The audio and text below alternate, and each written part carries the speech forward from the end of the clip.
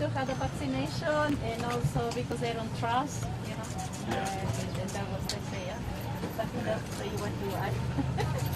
And how do you overcompensate for that? How do you actually convince people that these vaccines are safe and they can save people's lives? The first thing that we said, we are vaccinated already, and we are fine, you know, because we have the sticker that we are already vaccinated, and we tell them we already vaccinated, so if nothing happened to us, yeah, so I think we safe. So that's one of the most important things. That's good. And do you find if a member of the family gets vaccinated, more likely that other members of the family will get vaccinated, or are you even able to connect that? But we noticed like most is the people that are working, yeah, the workers, because sometimes moms wants to get vaccinated, but they weren't eligible, you know. And here they are, which is fantastic. Yeah, exactly. So. And then anybody I mean, you're doing Moderna. Yes, and Jensen as well, but we obviously. Yeah, obviously that's paused. Yeah. Are people asking for a certain vaccine? Are they preferring a certain vaccine? Yes. Yes. Some people ask for example, I want just one dose. Yeah, so the J&J was particularly popular. I took the J&J as well. Exactly 14 days ago. Or another people that I want Moderna. So you ask you, what you got, what vaccination you got, Moderna. Okay. Well, I keep saying the best vaccine's the next one available. And I still hold that. Well, we'll see. I mean, we're obviously the pause on J&J, but 1 in a million is 1 in a million. I mean, it's remarkably safe. I can attest to that, having taken it myself. But obvious concerns, and it's good people are taking the time to review the data. Thank you guys. All right, keep up the good work. Thank you. Nice to see you. Nice to see you. Oh, this is myth. Oh, you got the whole. Can I steal one? Yeah. Let's see what you guys are saying. Thank you. He has in Spanish and Oh yeah, the Spanish one. If you have it in French.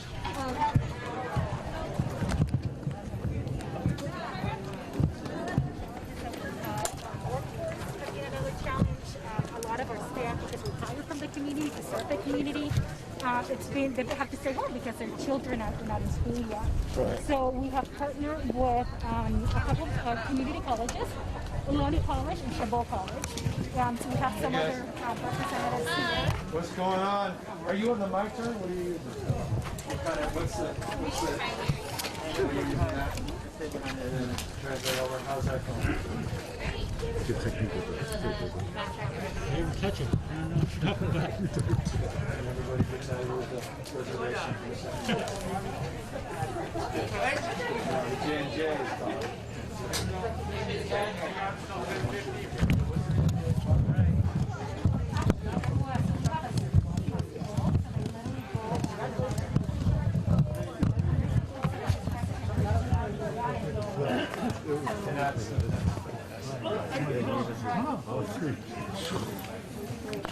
Good. Well, we're at 50%.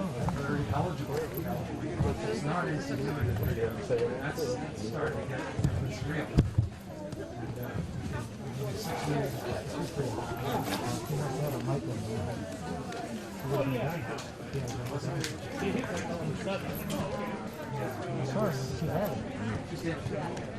I'm learning. Trust but verify is policies. This was Trump, everybody was all about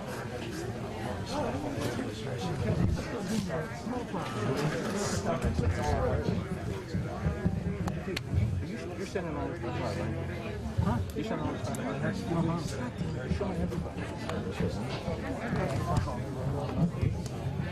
It's good. Are you seeing folks today in the younger cohort?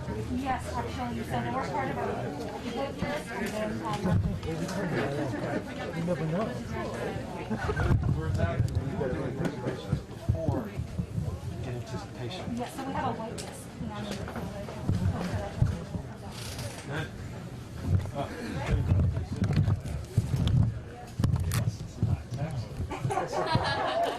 Everything about this thing is fantastic.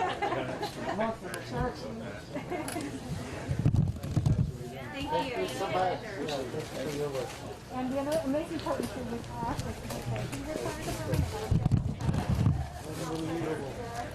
I remember when firefighter used to fight fire. Now it's like almost outreach workers and vaccinators. When was the last fire? Forest fires aside. Well, we actually had a couple last week.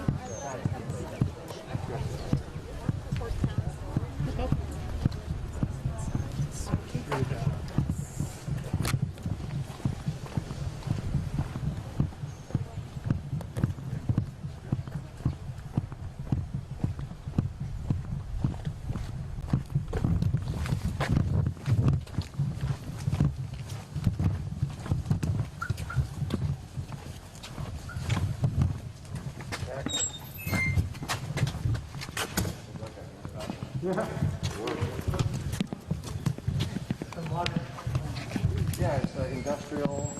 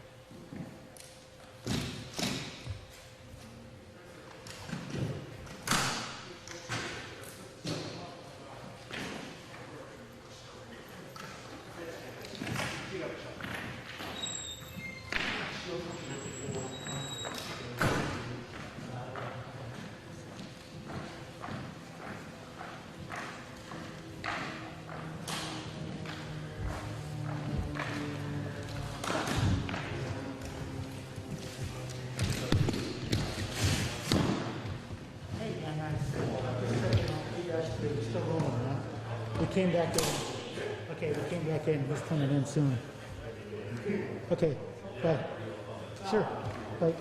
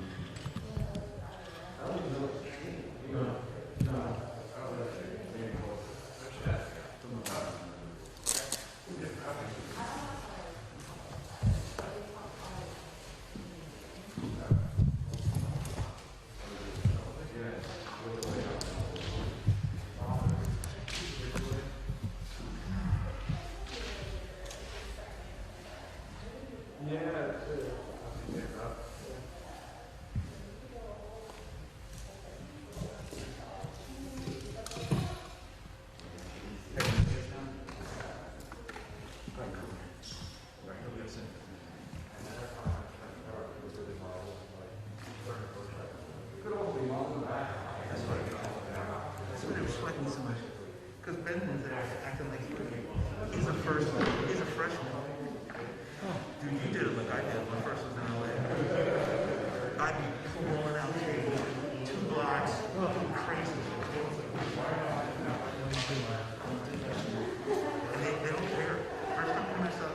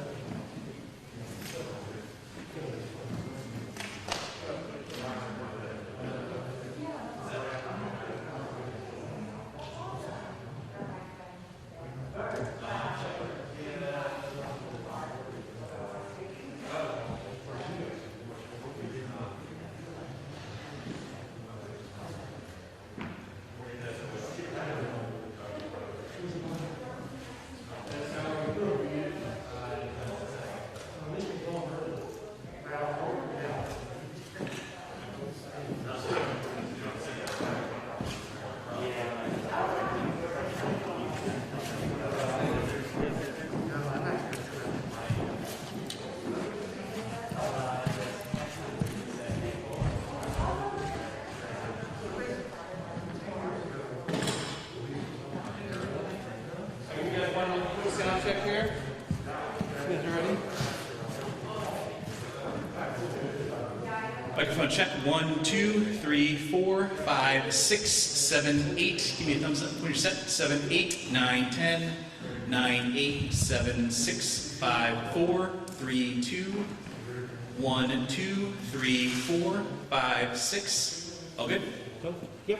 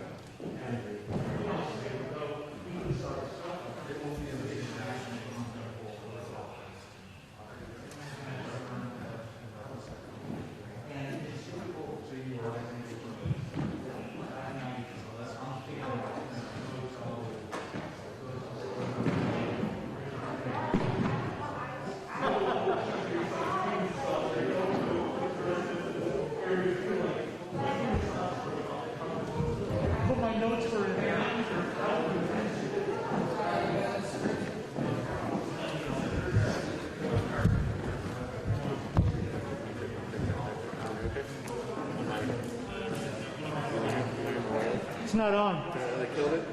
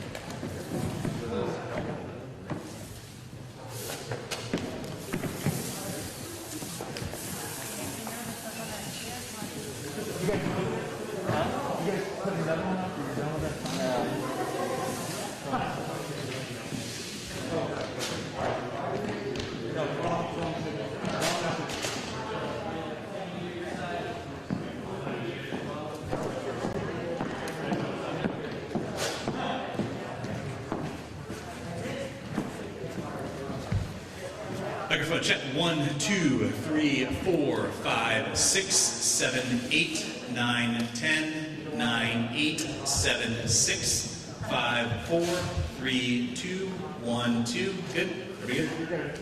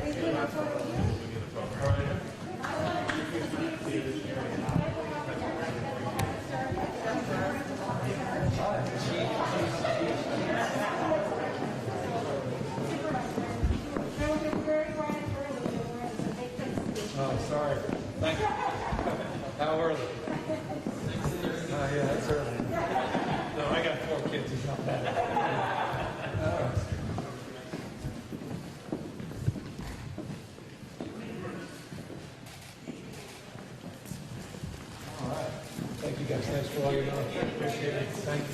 Right up here.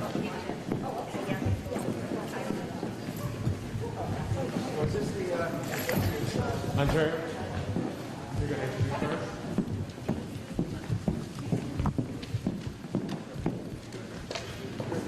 It's all good at home. Stand over here. Let everybody up.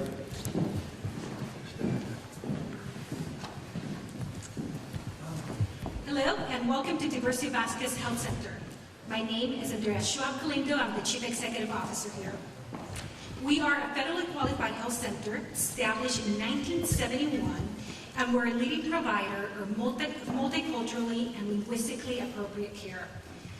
We provide services we provide medical, behavioral health, dental, robust case management, and nutrition services. We have locations in Union City, our clinic's a couple of blocks from here, Hayward, San Leandro, Ashland, and Fremont. On behalf of our board of directors and staff, we would like to extend a warm welcome to Governor Gavin Newsom and his team, Supervisor Richard Valle, Union City Mayor Carol Dutra, Dr. Clannen, who's representing the Alameda County Healthcare Services Agency, community partners, and members of the press. It is a great pleasure to welcome you all.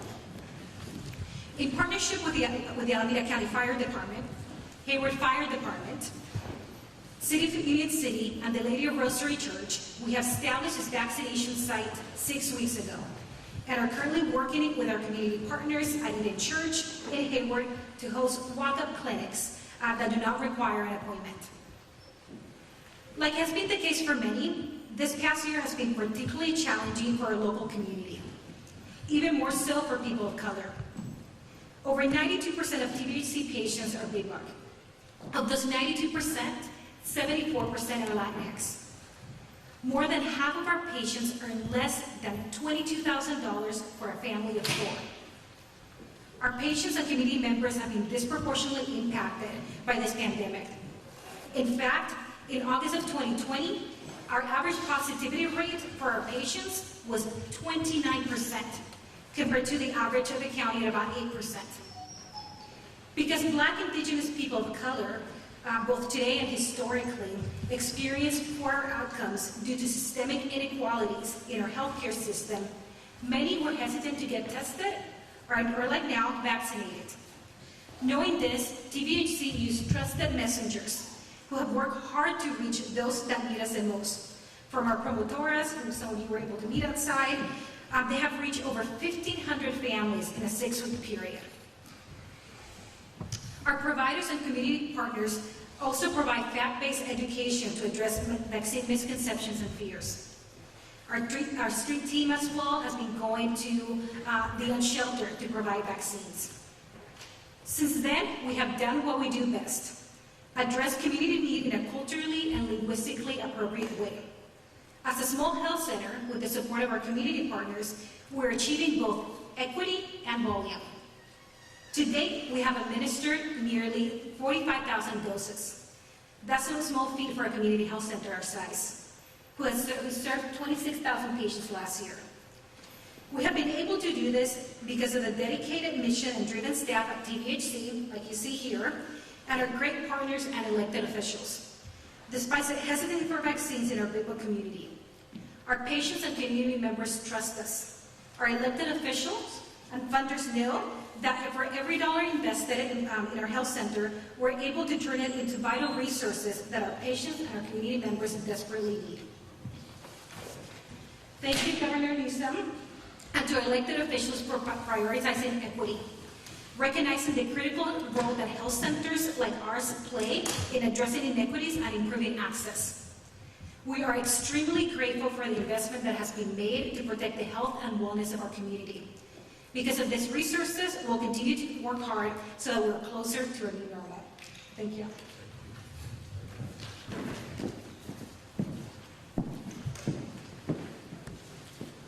Good morning. My name is Richard Valle, Alameda County Supervisor for District 2, which includes the city of Union City.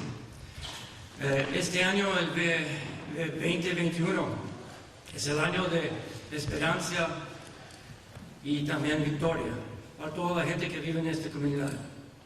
I'm here to thank the governor. The year of 2021 in our neighborhood is a year of hope and victory. Hope that his presence will bring reassurance to people that getting vaccinated is the right thing to do. And then in the end, that we bring victory to our neighborhood and raise up all the people who live in our neighborhood through his shared experience and his testimony today. And through his encouragement, we hope that more people will get vaccinated. We are a very modest neighborhood that makes ends meet by collecting bottles and cans to put food on the table and pay the rent. We sincerely appreciate the governor's presence today, and thank you so much for honoring us with your presence. Thank you.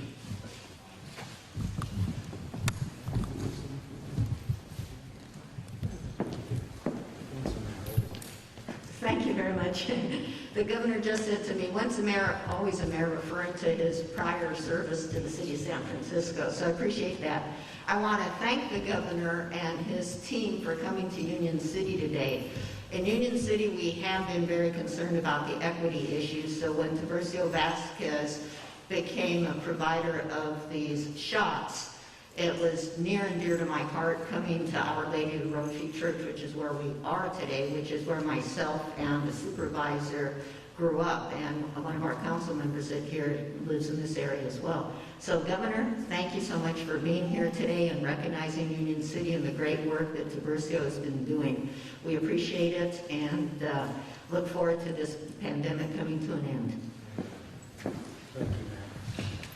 Thank you, Mayor, and thank you, Mr. Supervisor, and Andrea, thank you, and to the council members that are here, our health director, to each and every one of you, and most importantly to Our Lady of Rosary for the privilege and opportunity not just to be here to speak with each and every one of you and update you on our progress as it relates to addressing this pandemic, but also providing these life-saving vaccines to thousands and thousands of community members. It's because of the good work being done here and all throughout the state of California that the state of California now has the 6th highest administered doses of any nation in the world. The state of California has now administered over 24 million doses of vaccine. We lead this nation by some 8.1 million, more than any other state in this country. Texas has done well, but the state of California is administering doses at scale.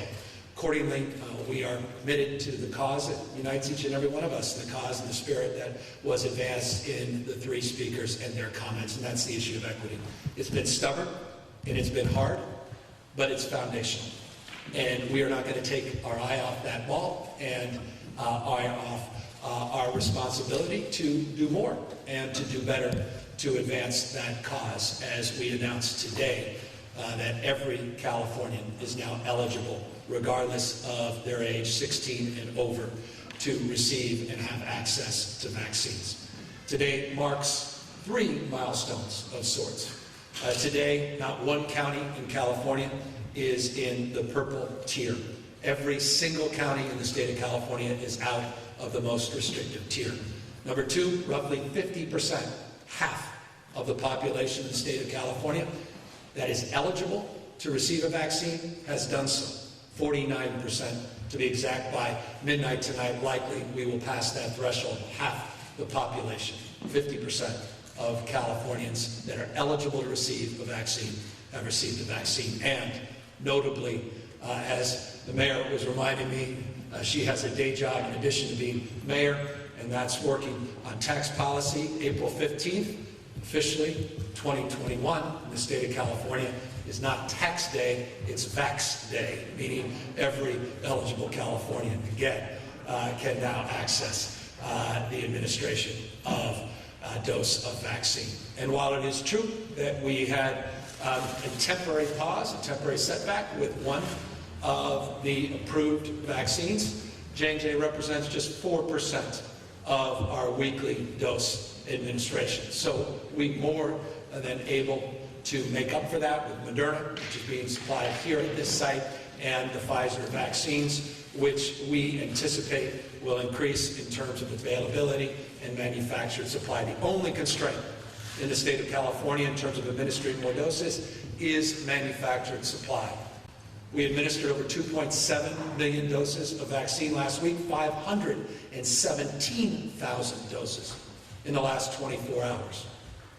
2.7 million in the last week. We have designed a system where we're capable of more than doubling that to 6 million vaccines a week. Again, the only limitation, the only constraint is manufactured supply.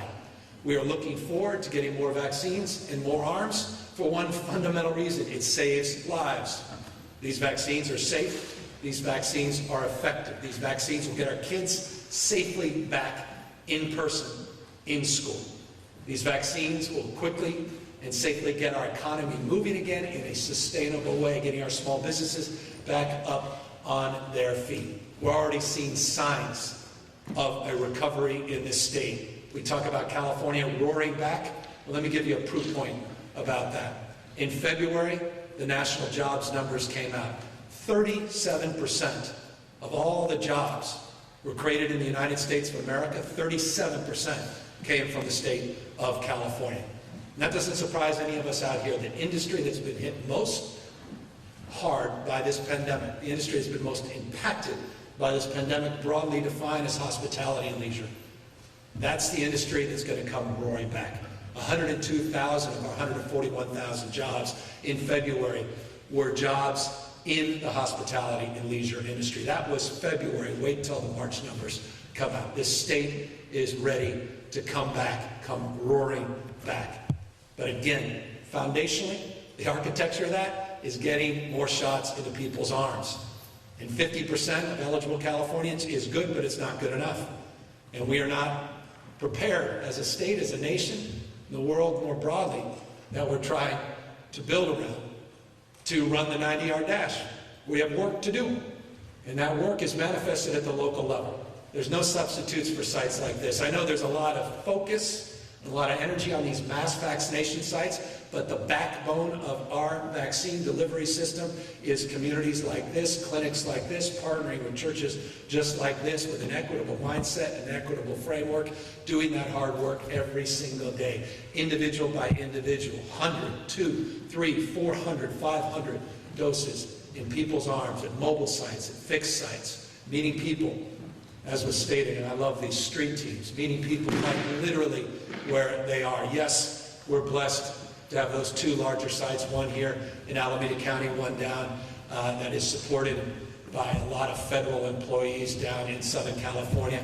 But that's additive. Critical work continues to be done with clinics and with partnerships like this. The state has now created a framework of support where there are 337 community-based organizations we have partnered with.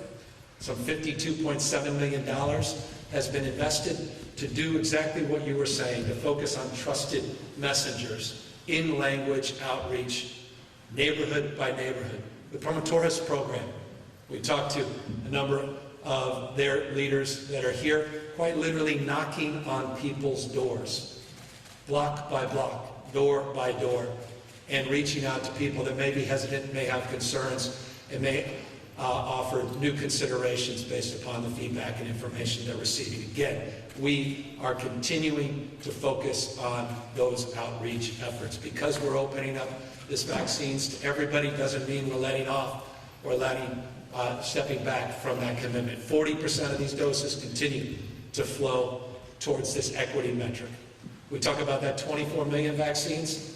The number that I'm most proud of, though not yet satisfied with, is the 4.84 million that have gone into our most impacted communities in this state. Those 4.84 million vaccines that have gone into what we refer to as our Healthy Places Index Quartile 1. And if I've lost you, or if I haven't lost you, you weren't paying attention.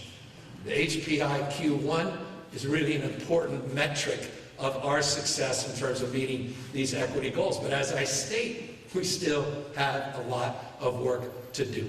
And so we are here, in particular, highlighting those efforts, highlighting one of those zip codes and those census tracts in our state, highlighting the good work and partnership of these trusted messengers you see behind me, and celebrating this milestone here in the state of California in terms of availing these vaccines to all Californians 16 and over. If you haven't taken the time to get a reservation, go to My Turn or call your local health officers. Go on websites, find out which vaccine distribution site. Could be a pharmacy, could be a clinic, could be a mass vaccination site. Find out what's most proximate to you and get a reservation. More and more vaccines are coming in. These vaccines remain safe. These vaccines remain remarkably effective. Final words. It's just incredible to consider where we were just a few months ago. Today, California has the lowest positivity rate in America, which is a remarkable statement of a state as large as the state of California. We have the lowest positivity rate in America. 24 million doses of vaccines have been administered. Roughly 2,300 people are hospitalized, proving still how deadly this disease is. But consider, in January, we had close to 23,000 people hospitalized. 22,300 was the peak number. Today, roughly 2,300. We are making progress. We're going to defeat this disease. We're going to end this pandemic. There's a bright light at the end of the tunnel, but we still have more work to do. Final words. Please be mindful that this disease is not taking the month off or the summer off. This disease has not gone away. The only reason we are enjoying the lowest positivity rate in America is because of all your hard work. It's because of not only those of you that have availed yourself to life-saving vaccines and have shown yourself as an example and a leader in your own right by doing so, but it's also all the other important work that is done every single day with non-pharmaceutical interventions, meaning wearing face coverings. Let's not let down our guard. Let's not take these masks off. We still have work to do. The biggest mistake in this country that's being perpetuated are people that are just giving up, not requiring these face coverings, and just assuming that mission somehow is accomplished. It's not. This disease will come roaring back. Ask the governor of Michigan. Ask folks around the rest of the world, the rest of the globe. Large economies shutting back down in places like Italy, France, challenges in Germany. These variants. We have a UK variant. 20% of all the March cases that we have currently sequenced, 20% of them are the UK variant. 53% are the West Coast variant. These mutations are deadly. These mutations are real. These vaccines are a race against these variants, a race against these mutations. Let's keep our guard up. Let's take this moment seriously. This is an exciting and proud day because now we have lifted that burden and that anxiety around age and conditions and availed every Californian 16 and over the opportunity to get these vaccines. But now the hard work is inside of each and every one of you to manifest that ideal, to get us to June 15th, to get us past this pandemic and back to a sense of normalcy and allowing ourselves to, with all of the vibrancy that is inside all of us, to come back, roaring back as Californians as we will. So thank you all very much for all of your incredible work, all of you, and thank you to 40 million Californians strong for the remarkable job you've done with this very, very challenging year. Mindful that June 15th is just a few months away. We've got a lot of work still to do. With that, of course, we're here to answer any questions. Oh, there's a mic. Forgive me. Sorry, they said people on the mic. Matt Bigler, KCBS. Governor, my wife and I got vaccinated a couple of weeks ago. We got the Moderna shot. We're very happy about that. But we had to go to Paso Robles to get it. We live in Alameda County. We couldn't get an appointment locally. My question for you is, why is it that it's so much harder to get appointments for vaccinations in the Bay Area? And what's your message to people who realize, I can get an appointment today, I'm eligible, but I can't find an appointment? Well, the challenge is manufactured supply. The challenge is that this state has designed a system where we can administer 6 million doses, but this week we're only receiving 1.9 million. The challenge is manufactured supply. And so the issue will resolve itself as more Moderna and more Pfizer make their way into the state and throughout the United States. But that's foundationally been the constraint and been the challenge in the state of California. Hi, Governor. Deborah Kwan with Politico. The question is about oil drilling. You'd asked lawmakers to bring you a bill on fracking. It died in its first hearing on Tuesday. You said you weren't familiar with the details. Would it have helped if you'd gone to bat for it at all? And what happens next? I was very familiar with the details, so forgive that information. Wherever it was received, I was quite familiar with the details, and the authors are close allies, friends, and we have work to do. And I'd like to see fracking end, like I said, by 2024 in the state. And we're going to work hard to advance that cause. Now, put it in perspective, fracking is less than 2% of our total production in this state, and that's why we have commensurate strategies to address our low-carbon green growth goal. None more important than changing demand, and none more profound and significant than the state of California becoming the first state in the nation through an executive order that I signed, soon to be codified by the California Air Resources Board, to require that all cars sold in the state of California be alternative fuel cars by 2035, the first state in America to do that. To me, that's game changer in terms of consumption, in terms of emissions.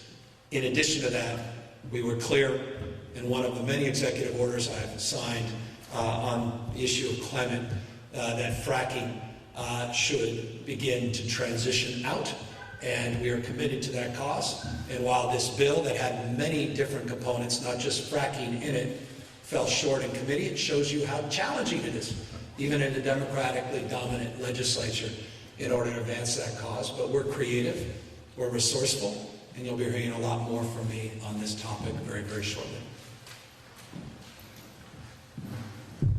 Hey, Governor, this is Ben Christopher from CalMeters. Thanks for doing this.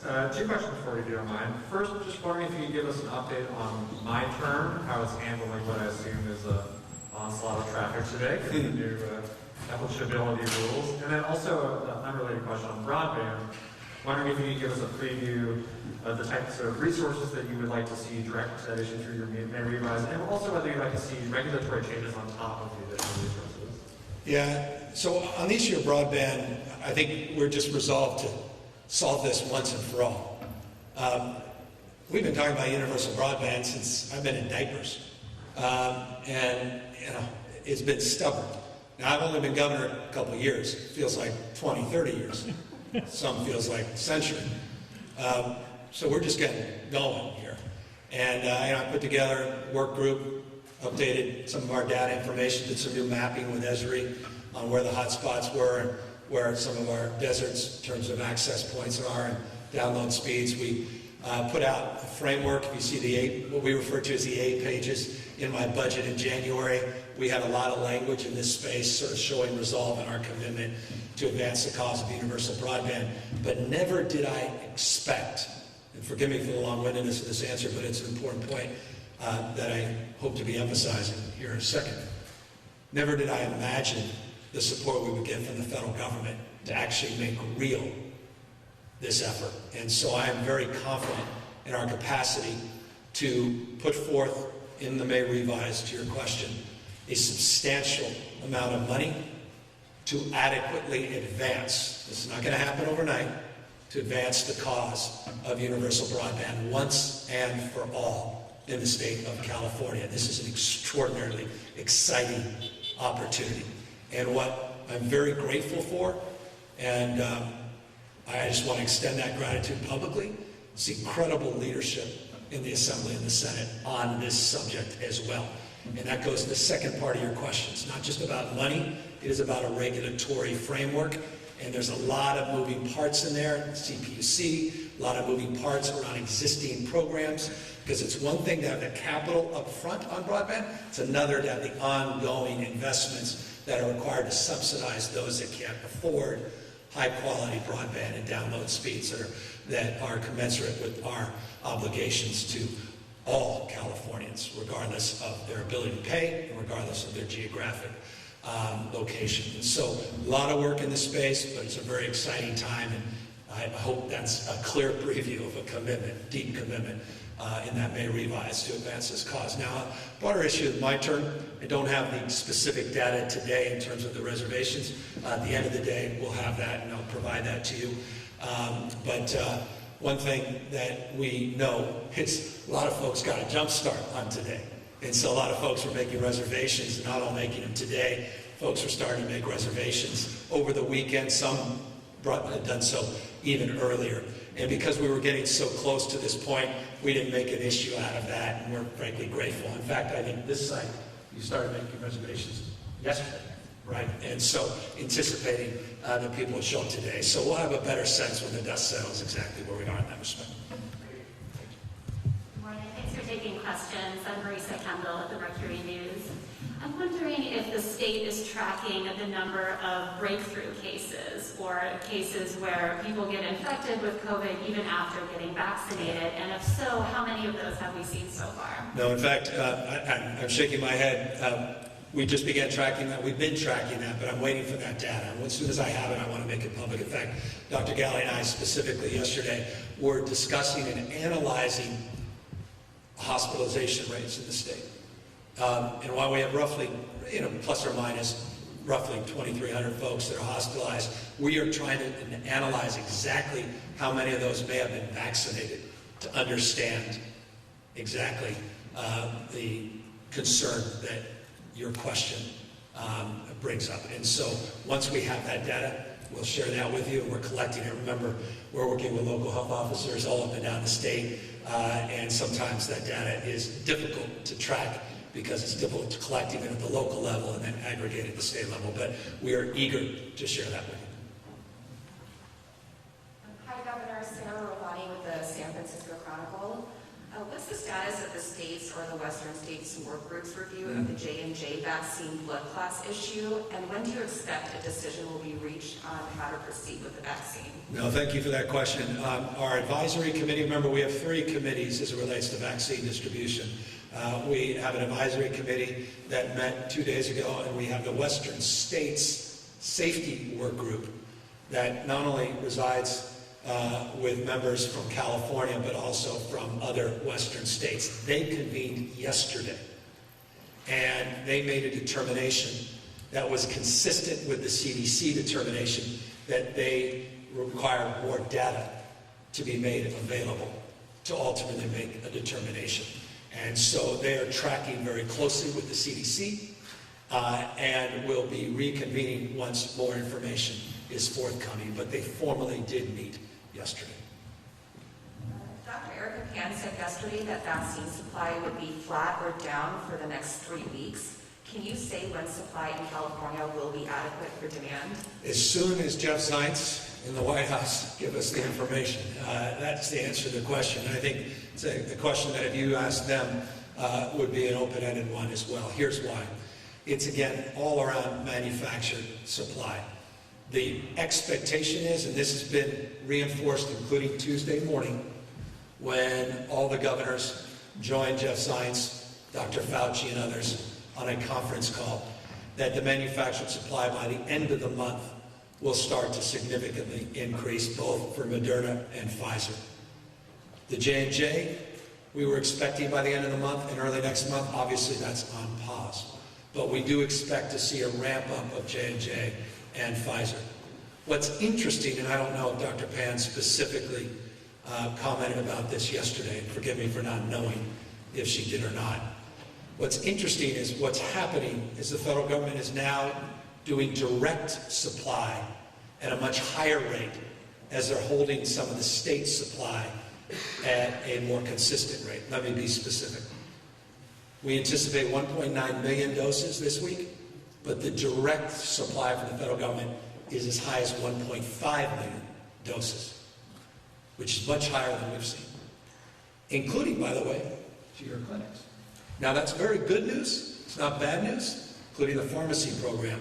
So you have community based clinics and pharmacies that have more, the state's been hold steady. And this is something we're seeing across the country. We don't know if that's temporary on the basis of the J&J pause, or that's something to anticipate over the course of the next few months, and we are inquiring in real time about that. That said, 1.9, 1.5 is not an insignificant amount. It's more than we've seen in the past, and that's good news for Californians. From my perspective, I don't care where you get it, I just want you to get it. I don't care how you get it, I just want you to get it safely. And I'm not sure everybody gets it, regardless of their race, regardless of their immigration status, regardless of their ability to pay. These vaccines don't cost any money, and regardless of your immigration status, you have the right to access these vaccines. And the more choice we give people, more voice in terms of choices as it relates to alternatives to Pfizer and Moderna, that's why we're hoping J&J gets reauthorized, is also foundational to us getting to where we anticipate and expect to be by June 15th of this year. Good morning, Governor. Leslie Brinkley with ABC 7 News. Thanks for answering questions. I heard you talking to people outside about knocking on doors. And some people are thrilled to get a vaccine appointment. Other people are just closing the door and saying, I'm not interested. They want the J&J one-shot dose. How do you address that? Because if indeed the supply increases going into May, there's still that challenge of getting people convinced to get a vaccine. No, that's right. Look, 517 doses administered yesterday, over 2.4 million and counting today. 24 million and counting today. So real progress. 50% of the eligible population, the state's got at least one dose. 73% of 60, almost 74, just shy of 74% of 65-year-olds and older have received at least one dose. So there's real progress. But there's still some hesitancy out there, and look, no one's naive. I took the J&J 2 weeks ago. I wouldn't mislead you because the only got is your veracity and truth. No side effects whatsoever. Absolutely none. And for 1 out of a million, there's been a side effect. 1 out of a million. There are a lot of other things we take for granted, even over the shelf, that have higher side effects than the J&J. So all that has to be things have to be put in perspective. But I understand what the FDA did and the federal government did with a pause until we have more information, particularly because it was 6 women in particular during a particular time of life. And so it does beg some additional questions and research. So I thought there was wisdom to that, and we joined, obviously, in that call. That doesn't advance the confidence level. That would be misleading. Same time, we want to put it in perspective. And there's been nothing comparable with the Moderna and the Pfizer. But one thing we know is without the vaccines, when people of certain age with certain pre-existing conditions and complications, they're putting themselves at great risk by not getting the vaccine. And as a consequence, people continue to die. 130 people died yesterday in the state of California. This disease continues. It's taken tens of thousands of lives in this state. And it's no less deadly today than it was 3 days ago. And it won't be less deadly in 3 days from now. The only way to defeat this is with the vaccines.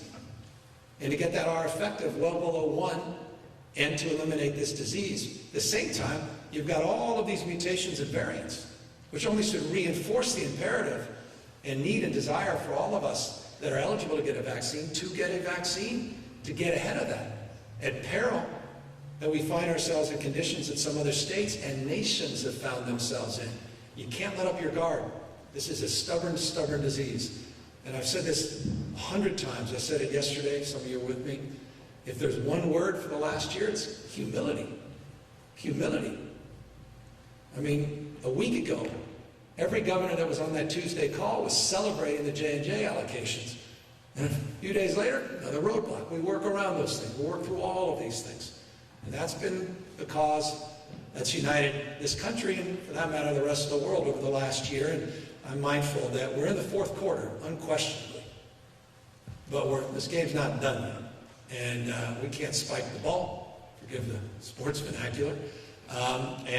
We sure as hell can't lay claim to mission accomplished. Governor Piranino with Telemundo Channel 48. Do you have numbers of how hesitant is the Latino community to get vaccinated, and if the campaign in terms of numbers has been successful among them? Because we still have a lot of misinformation, and this story with Johnson & Johnson doesn't help. Yeah. No, we're still working. I had the privilege just last week to do some very targeted personal outreach to the Latino community all up and down the state of California. I noted that there are 337 community-based organizations that the state has partnered with. Many of those organizations are just ramping up. Many have been working hard over the course of the last number of months. Trusted messengers in language, disproportionate number, identifying the needs of the Latino community. We also just launched an additional $40 million PSA campaign in language with trusted messengers to reinforce the message of safety and efficacy of these vaccines. We have more sites than we've ever had with churches like this, over 300 church partnerships. We have more mobile sites and fixed sites, particularly to ag workers and farm workers. And we continue to build out that network. But we still have hesitancy in all communities, including the Caucasian community. And sadly and curiously, in many respects, not surprisingly, based on your political affiliations. And so we have to work across all of that spectrum to address hesitancy. But I'm very pleased by the folks that I see outside here today that are proof that that hesitancy can be overcome and lives can be saved. Just wondering about the first partner. You said that she was waiting until she was eligible to get the vaccine. Is she getting the shot today? Yeah, I asked her this morning at breakfast. I said, "Are you getting your shot today?" She said, "I have a reservation next week." I said, "Why not?" She says, she then reminded me of my role and responsibility with my kids, and no sooner did that happen that I was working on my son Hunter's book report of LeBron James, and was 20 minutes late getting here this morning. So I opened up a whole can of conversation this morning. Perhaps that's too much information. She just got her reservation. She's getting it next week. That's all I should have said. I'm in trouble now when I get home. Anyway, I thought it was a good book report. I hope the teacher agrees. Anyway, my mind is now going. All right, thank you all for the privilege of your time. Thanks again for amazing work you guys are doing. Mayor, thank you. And the council members, supervisor, thank you to all of you. You know, let's get vaccinated, California, and let's get to June 15th. We're well on our way. Take care, everybody. Thank you.